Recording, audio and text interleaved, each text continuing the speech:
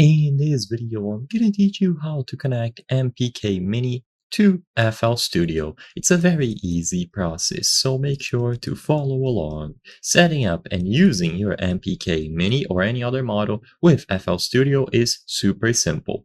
First, connect it to your PC. This will be done by using the provided USB cable, so you plug one end of the cable into the MPK Mini and the other one goes into any of the available ports on your PC or laptop.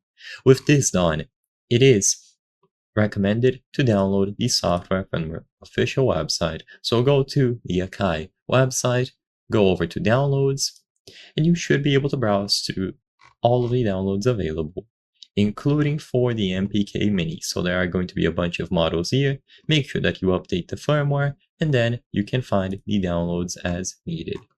Once you have the software available, this is going to run in the background.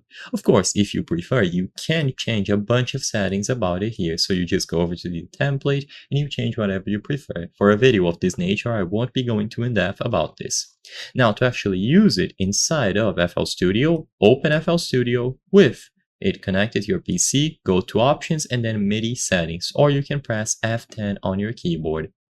Inside of MIDI settings, the most important thing is to locate the MPK Mini from the list under Input, select it, and then enable it. So as soon as you enable it from the input list, it is going to be ready to use within FL Studio.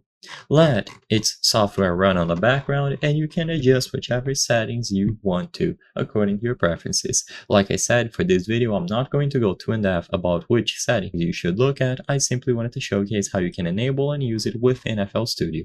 So I hope I was able to help you. If this video helped you, please consider subscribing because as you can see, according to the channel metrics, 83% of the people watching our videos are not subscribed. By subscribing, you can help us make higher quality videos. Thank you for watching and I'll see you on the next one.